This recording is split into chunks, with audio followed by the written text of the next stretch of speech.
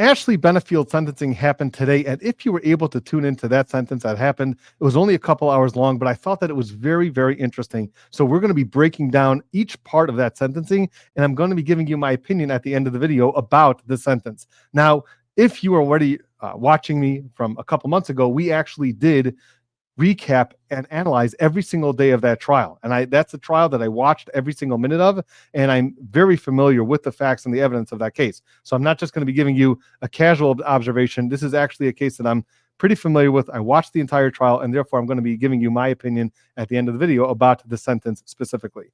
Now, before we jump into what happened today in the sentencing, today still is Giving Tuesday. Maybe you're watching this on Wednesday or Thursday, and then you can just consider this Giving Wednesday or Giving Thursday. But there is an organization, a charity that I help collect for. It's actually, we play in a tournament. It's called it's an ice hockey tournament that we play. Yes, believe it or not, Brother Counsel straps on the ice skates, gets on the pads, and plays ice hockey for this tournament. I actually play throughout the year also, but that's a different story. So this is a one-day tournament, and all the players are expected to collect a certain amount of money, raise a certain amount of money for this charity. The charity is called RCCS. It's an organization that helps families that have been stricken with a terrible, terrible disease of cancer, different types of cancer, and they need help navigating which specialist to go to, and they're just completely unfamiliar with everything that's going on. And this is an organization that really literally jumps in and holds the families by the hands while they're going through such a terrible diagnosis and treatment. So this is an organization that's close to my heart. I help raise money for them. They've personally helped some of my friends, and that's why it's very close to me. So if you can donate anything, there's no amount that's too little that won't go definitely to a good cause. So I'm leaving a link in the description for my direct page, and you can donate whatever amount you feel comfortable donating, and that will be very nice for me as well as it is going to be for the organization. All right, let's move on to what happened today in the sentencing. So the first thing that you have to know is what are the statutory minimums and maximums in this specific case. So Ashley Benefield was convicted of manslaughter. So she was charged with second-degree murder, but manslaughter was a lesser included, and that's eventually what she was convicted on. That's what the jury found her guilty of. And that holds a 11.5 to 30-year prison term. So that's where the statutory requirements put her, between 11.5 and 30 years. Now, before we get into the victim impact statements, there is a certain court rule or a certain statute in Florida that talks about what a victim statement is allowed to be composed of. What are you allowed to say in a victim statement? You can't just say whatever you want. So actually, there's a statute, and the statute talks about really for capital felonies, capital punishments. So, and in that statute, it says what you're limited to. But this judge said that even though he understands that statute, which talks about what a victim is allowed to say in a victim impact statement, even though it's only really directly associated with capital felonies and capital punishment, well, he is going to use that as guidance for how to conduct this sentencing and how to conduct these victim impact statements. And I'm just going to read for you quickly what the statute is, and that way things start making more sense about what was happening, because there's certain times that there's objections that were being made because the victim's family, Doug Benefield's family, when they were talking, they were kind of in violation of the statute, which is why there was an objection and the judge sustained the objection. So this is what the statute says. Once the prosecution has provided evidence of the existence of one or more aggravating factors as described in subsection 6, the prosecution may introduce and subsequently argue victim impact evidence to the jury. Okay, this has to do with a capital punishment, but again, the judge is adopting this for this hearing as well. Such evidence shall be designed to demonstrate the victim's uniqueness as an individual being. So this is what you're limited to talking about. The victim's uniqueness as an individual, and the resultant loss to the community's members by the victim's death. So how much is the community losing out by not having this person as part of the society? Characterizations and opinions about the crime, the defendant, and the appropriate sentence shall not be permitted as a part of victim impact evidence. And that is where you saw certain objections that were being made today during the hearing, during the victim impact statements, because they were talking about characterization and opinions about the defendant, about Ashley Benefield. They were trying to say how terrible she is. And once it was getting a little bit off the rails there, that is when the defense objected and the judge sustained the objection. All right. So with that in mind, now that a little bit kind of explains what happened today in the sentencing, you can go back and watch all those times that they were going a little too far and the judge jumped up, the defense attorney jumped up and objected, and the judge sustained the objection. But let's move on to the actual witnesses that were called. So first, the defense called Dr. Barbara Russell.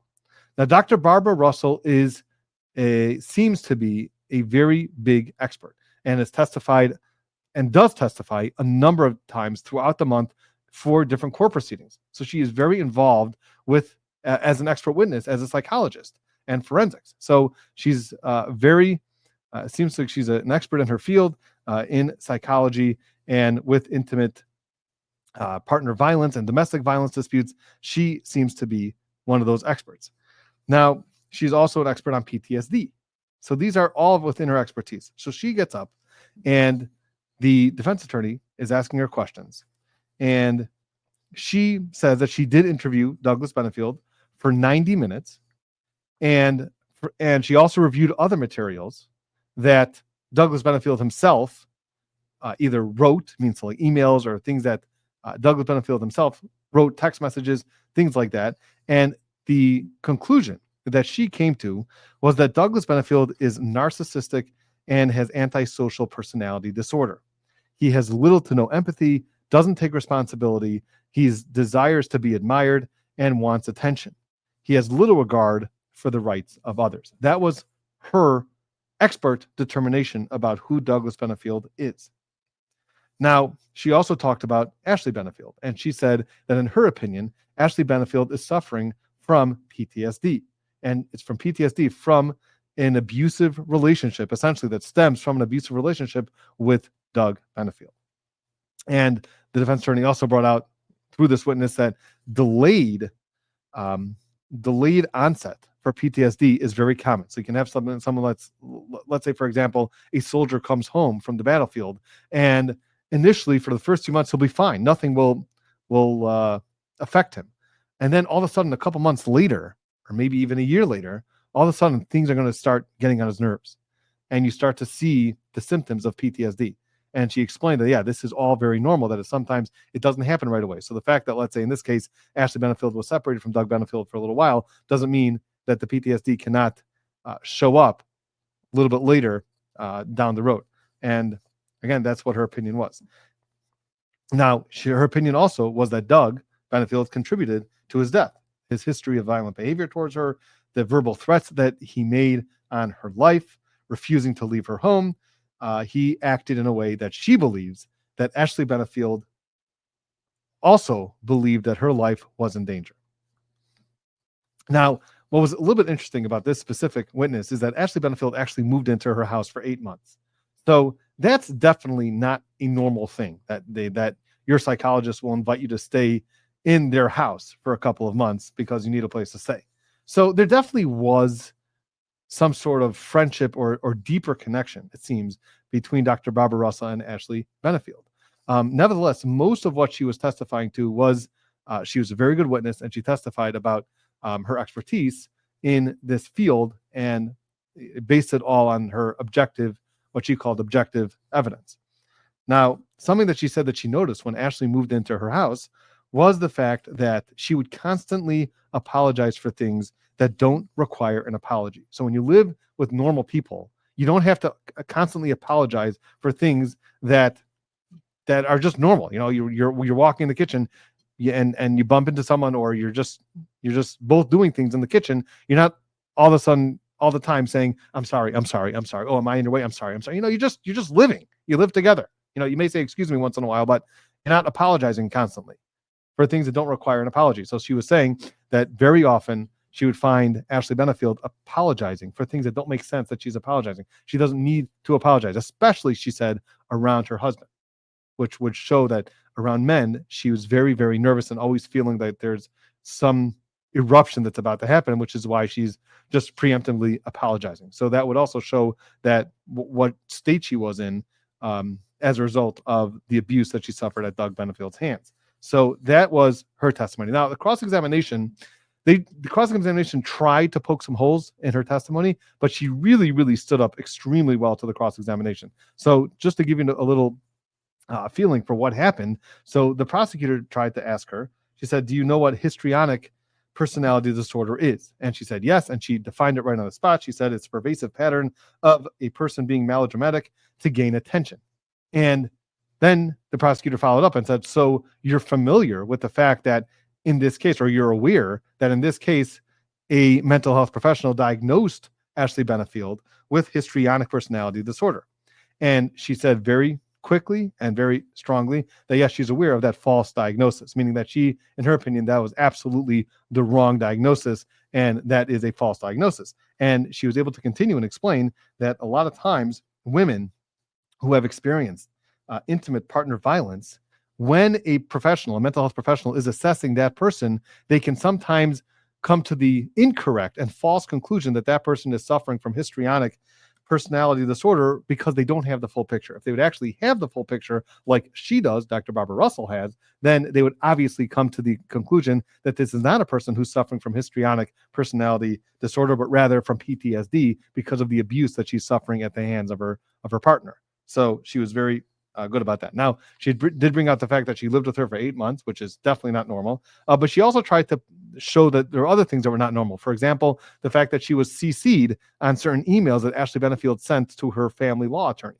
So she said, are you always CC'd on all of your clients' communications with their lawyers? And she said, it's not uncommon. It's actually very, very normal for her to be CC'd on these emails, especially when it has to do with these type of issues where you may need a mental health professional. So she said, that's very normal. She said, you also showed up to her house, the Ashley Benefield's house, when the shooting happened.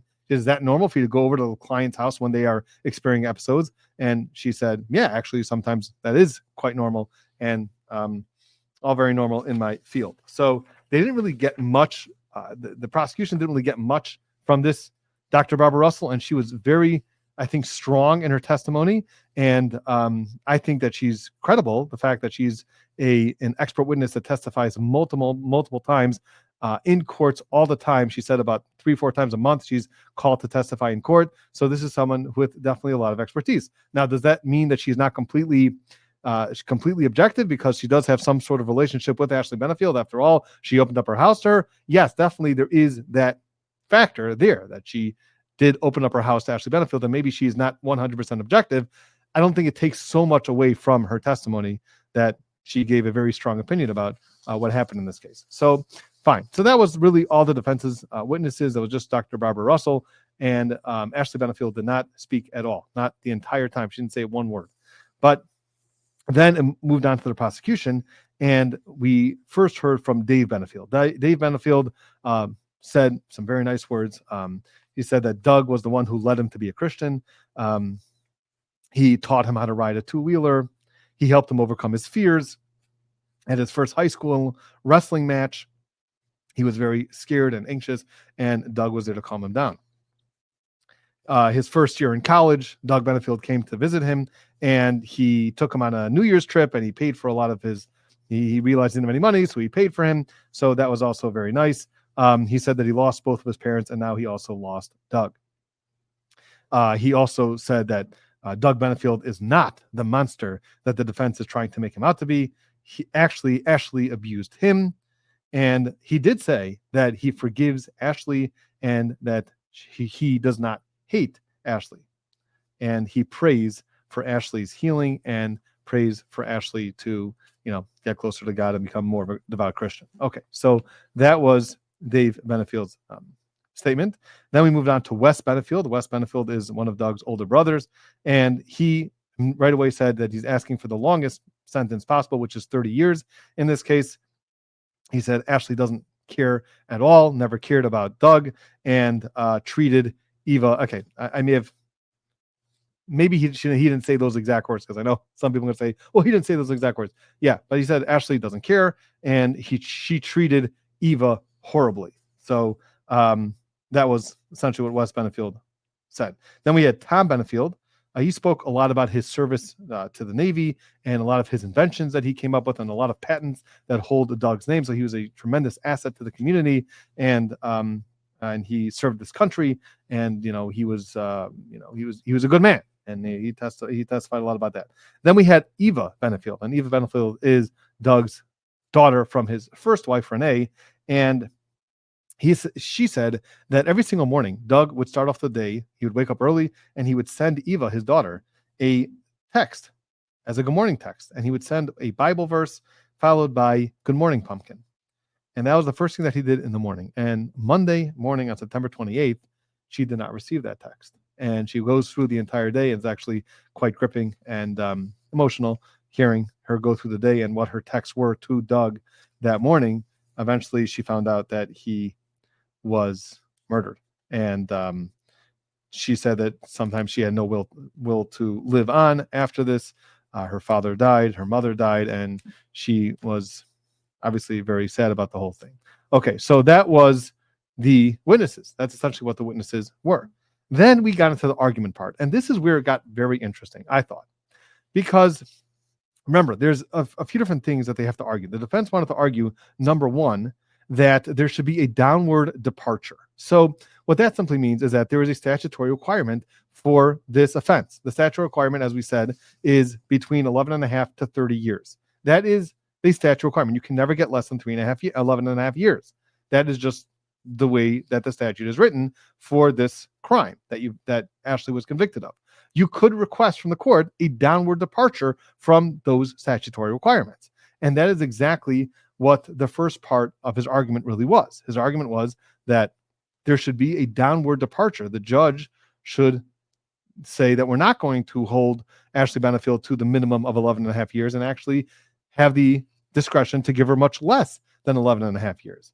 So there's two parts that you have to prove, or there's two different steps to this. Number one is you have to prove a number of different factors, which we're going to get into a little bit later, a number of different factors which you have to say and argue apply to the defendant in this case. And that's one of the things that the judge is going to analyze, and we're going to get to that in his ultimate sentence. But that is one of the things. And then the second thing is that even if you show that these factors actually apply to Ashley Benefield, the next part is that the judge still has the discretion, meaning even if you prove that these factors apply to this defendant, the judge can still use his discretion to decide whether he's going to take a downward departure from the statutory requirements.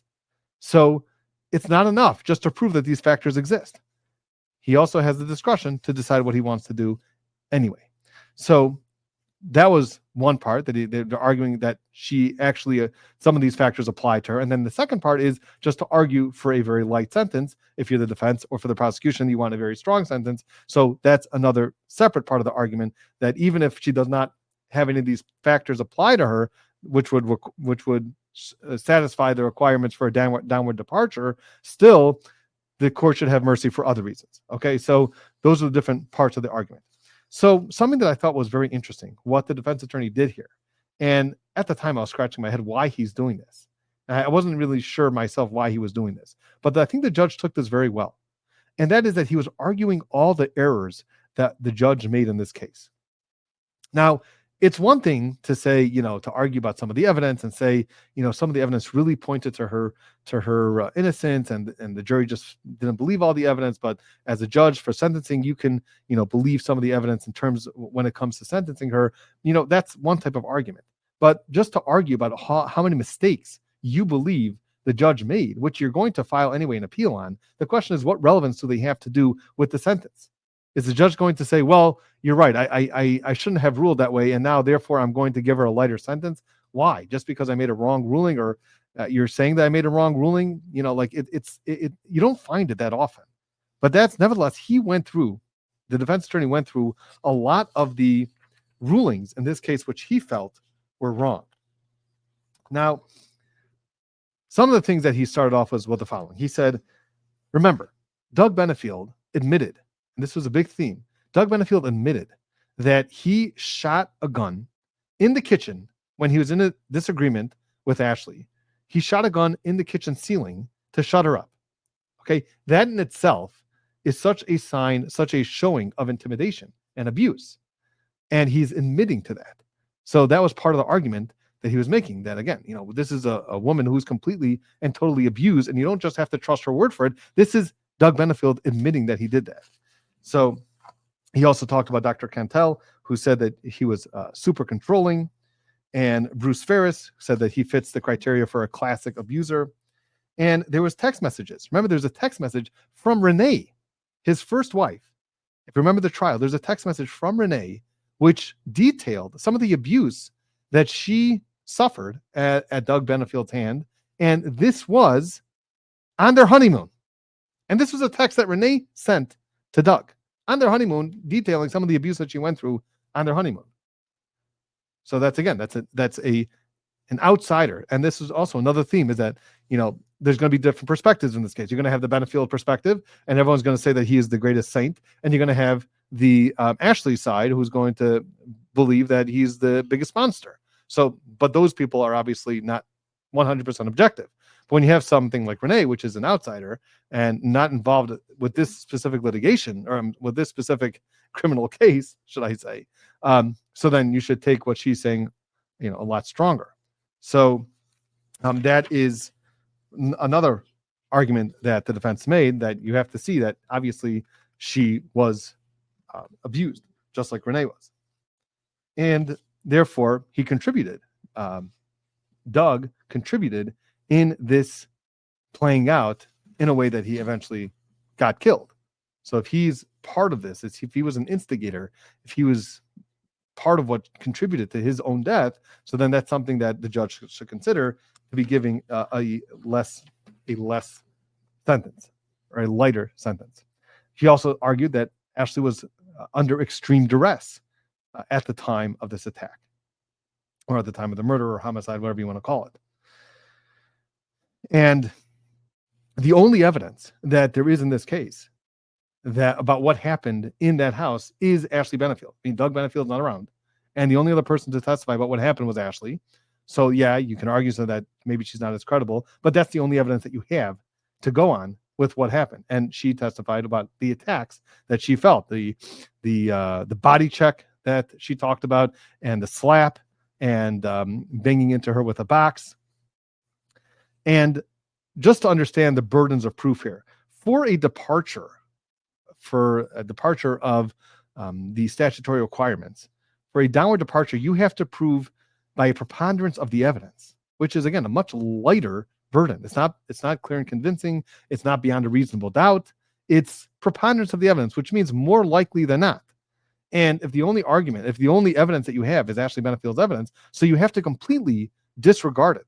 You have to completely ignore it in order to say, well, there's no evidence at all, and therefore it's 50-50. Or it's not 50-50, or it's nothing. We don't see any evidence because you're completely discounting Ashley Benefield. But if you give it even the slightest amount of credibility, then the defense argued that should mean that we satisfied our burden by a preponderance of the evidence to show that there should be a departure in this case. Okay, so just understand the different burdens is also important. So then he went through the different errors that the judge made. He attacked the judge for not allowing in certain evidence. And he argued that she was deprived of a fair trial. And the jury also, he argued, acquitted her of second-degree murder. So that's something also you should consider, that the jury did not find her guilty of second-degree murder, and this is a lesser included. So this is just kind of like a compromise. And, that should also go into your consideration to give her a lighter sentence. Now, what was interesting is that he read from the order of the stand your ground hearing. So there's a stand your ground hearing which occurs. And in that hearing, there's a different standard, and the judge makes a determination whether there is a stand your ground defense. And if there is, then maybe it's not even necessary to have a trial. And at the stand your ground hearing, the judge issued an order. He wrote an opinion denying this stand your ground, right? This stand your ground argument. Now you can still argue self-defense at trial, but this is just before trial to say, hey, maybe we shouldn't even go to trial because it's clear that she was acting in self-defense because of stand your ground. So in that order, the judge said in his opinion that she told Dr. Broder, that Ashley Benefield told Dr. Broder that she would take matters into her own hands because nothing was working. She worked with the authorities. She worked with the police. No one was believing her. She wasn't able to get anywhere. So therefore, she told Dr. Broder that she was going to take matters into her own hands. And that was a very strong basis for why the judge denied this motion during the stand your ground hearing. Now, what happened after that opinion, after that order, is that the defense said that we took the deposition of Dr. Broder and we confronted him with this fact. Did Ashley Benefield ever tell you that she was going to take things into her own hands? And he acknowledged and admitted that she never told him that. So now he's arguing back with the judge, look, a lot of the reason why you denied her by the stand your ground rule, by the stand your ground hearing, is because you thought that Ashley Benefield told Dr. Broder that she was going to take things into her own hands. And really now that we see that Dr. Broder admitted that that was either a mistake in the best case scenario or he lied in the worst case scenario, you should take that into consideration. So maybe you would have granted their motion for their stand your ground hearing. Then he also talked about the lead homicide Detective Warren, who within 45 minutes classified this as a murder and not a homicide, which would mean that there's a possibility of self-defense. Within 45 minutes, he decided that this was a murder. And this is also something that was brought out during the trial. He also kept out the statements that Doug Benefield made specifically about firing a gun into the kitchen ceiling during Doug's deposition. So he did not allow those statements in. He allowed them to argue it, but he did not allow those actual statements to come in. So that was also what he argued was an error. And if the jury would have heard that straight from Doug Benefield's mouth, this is what he said, that he actually acknowledged and admitted that he fired this gun into the kitchen ceiling, then maybe the jury would have acquitted her completely. He also kept out Ashley Benefield's note that she left for Doug when she left him. And the judge did not allow that note in because he ruled that it was hearsay, not within any exception. Now, one of the most basic exceptions that attorneys argue, especially in criminal cases, is state of mind. That even though technically this is a statement that is hearsay, but it should be allowed in because it shows the person's state of mind when they wrote those things. Right? So don't take what they say as proof of the matter asserted, but take those statements to show what this person was feeling, what their state of mind was at the time that they wrote this statement. And the defense attorney was extremely strong about this. He said that I don't remember his exact quote, so if some of you that know the exact quote, forgive me, but he said something to the effect of that in all of his years, he's never seen such a strong argument for state of mind exception for when she wrote this note. This note should have come in because it's a state of mind. It's showing her state of mind, how scared she was of him and the abuse.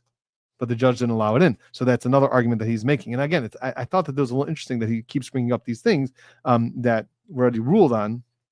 But nevertheless, okay, then he also said that the court kept out the DNA report, which showed that there was some of Doug's DNA on Ashley's arm, which would suggest that there was some sort of interaction between the two of them. And Ashley's testimony was that he grabbed her by the arm. So that would be consistent to corroborate her version of the events that day. Now, there was also another issue. We had Stephanie Murphy, who was the family lawyer for Doug Benefield. She testified, and he argued that there was certain hearsay that she was allowed to testify about, and there was a certain cautionary instruction that should have been given that was not given. And the reason why it was not given is because, this is what the defense attorney argued, is that the prosecution and the defense couldn't come up with they couldn't agree on a cautionary instruction to the jury. And the judge didn't give any sort of cautionary instruction. So his argument was that even if we can't agree, we cannot, even if the defense and prosecution cannot agree on cautionary instruction, well, then as the judge, you have the duty to come up with your own. Formulate your own cautionary instruction to give to the jury about a specific hearsay statement. He didn't say what the hearsay statement was, but there was a certain hearsay statement. I'm not going to go back and watch the entire testimony just to see what it was, but there was a certain hearsay statement that came in without a cautionary instruction about what they should take it on. Now, here was another part which was interesting. Remember, there was a big issue the entire trial about Dr. Broder's report, when Dr. Broder's report was going to come out. And a lot of the theory of the prosecution in this case was that the reason why Ashley Benefield killed Doug Benefield is because she knew that this Dr. Broder report was going to come out, which is going to show that she was playing this game and pretending one thing and saying another thing, and then kept changing her mind. And she saw that the Dr. Broder's report was going to basically spill the beans and show that Ashley Benefield was pretending that she was going to get back with Doug, and then she was really not, had no intention of getting back with Doug, and she didn't want that to come out. And that is why Ashley Benefield killed Doug Benefield. So that was part of the state's theory in this case. But the argument here was that there was the JA of that judge. The defense wanted that JA to come in and testify and say that no, Dr. Broder's report was actually not due to come out anytime soon at all. And that was a big mistake. That was just an incorrect statement that the Stephanie Murphy made, the family lawyer. And obviously it's much stronger to rebut and dispute Stephanie Murphy from the JA as opposed to having Ashley Benefield's family law attorney testify that no, it was not going to come out. So then you have two attorneys fighting with each other instead of the JA, which is not an attorney who's representing Ashley Benefield. It's obviously much stronger to have the JA come in and testify that Dr. Broder's report was not going to come in. So he subpoenaed the JA to come and testify that Dr. Broder's report was not set to come out. And there's a little confusion about that, but the judge quashed the subpoena, did not allow this JA to testify. So that was another reason why he's arguing that was an error by this judge. Dr. Broder actually did say that she was a good mother, and she also has no criminal history. So that was essentially what the defense's arguments were for a light sentence on Ashley Benefield. No criminal history and everything given into consideration. Now, there could be definitely an argument to be made to the judge that the judge should consider certain evidence that was not allowed to come to the jury that the judge does know about. So for whatever reason, the judge decides that there's certain evidence that cannot go to the jury. But the judge knows about that evidence. So if the judge knows about that evidence, so then there can be an argument that for sentencing purposes, the judge can consider those extra exhibits, so that extra evidence. That definitely is an argument that can be made. Just arguing all these errors, the judge also wasn't sure, like, where exactly am I supposed to put this information and weigh it in terms of sentencing. So, but nevertheless, that was the argument that the defense made. Now, the state responded, and the state said, we're not going to go through all the errors. We agree with the judge, obviously, and we're sure that the Court of Appeals will also agree with us. So we're not going to get into all of those errors, alleged errors that you made, and I'm not going to argue why what the judge did was right. But she did want to correct a few things. Number one, because one of the things that the defense attorney brought up was the fact that Doug Benefield violated that South Carolina injunction.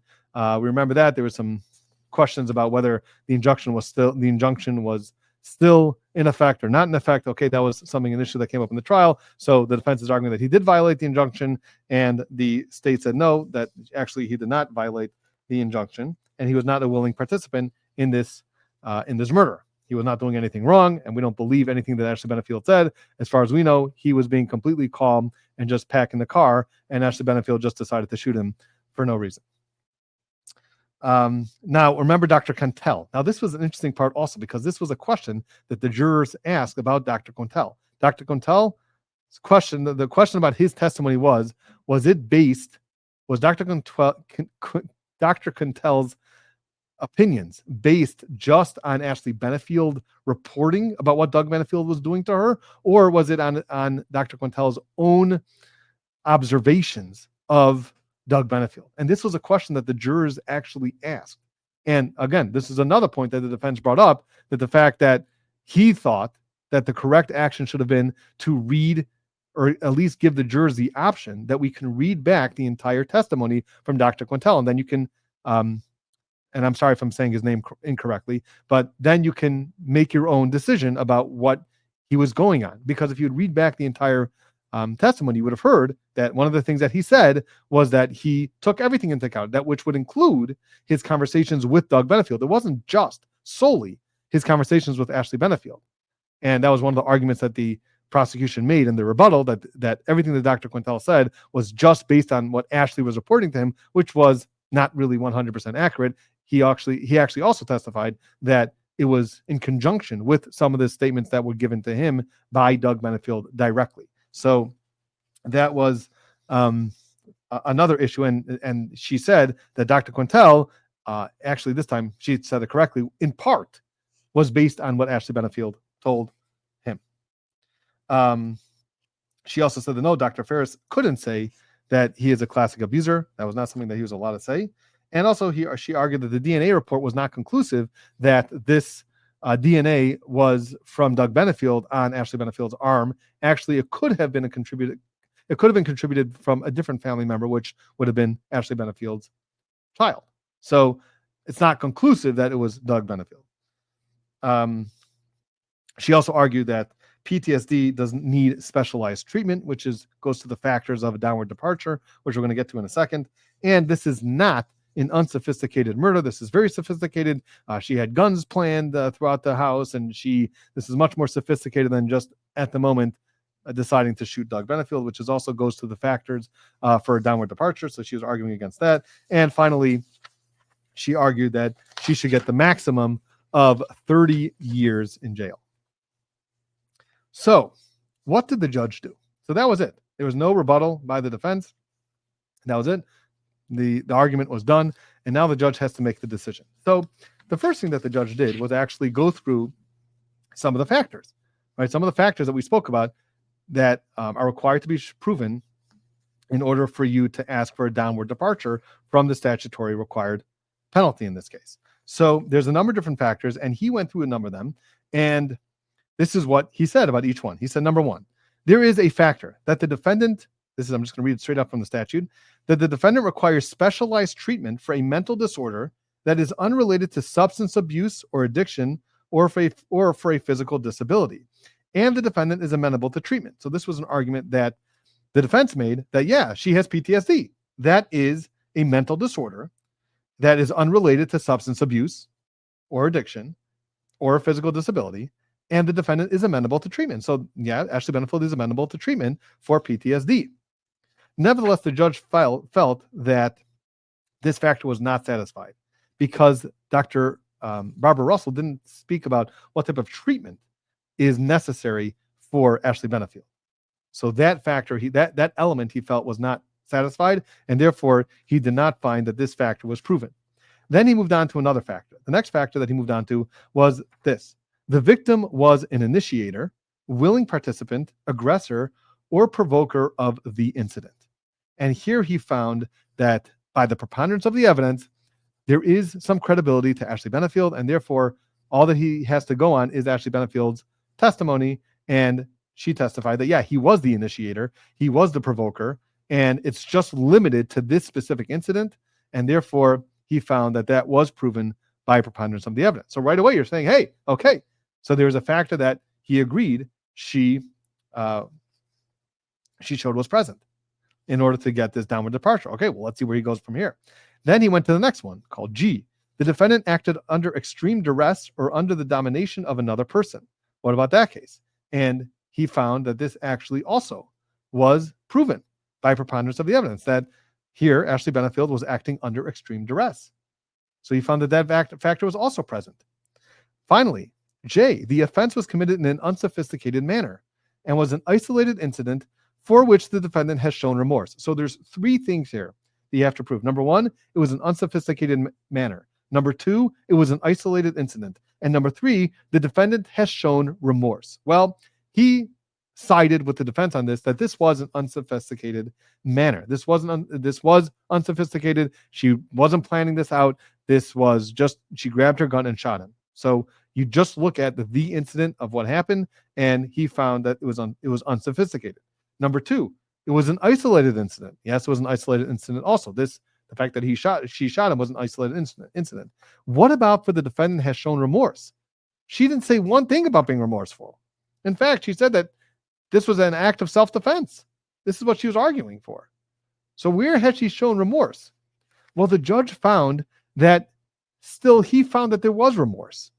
When she testified on the stand, he said that she did demonstrate remorse for the entire incident happening, which I thought was very interesting how he found remorse, but he did find remorse. So you've got three factors here which weigh in her favor and which he found that she satisfied And now that these factors are satisfied for a downward departure, now the only question is going to be, what about his discretion? Because at the end of the day, it all comes back to his own discretion.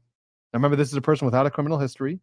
So, that could also weigh in on your discretion. And given the amount of abuse that she suffered at the hands of Doug Benefield throughout the years, there's been some evidence, the text message from Renee, right? There's a lot of this, the shooting through the kitchen and the testimony about what he did to animals. Okay, so there was definitely some evidence of abuse here.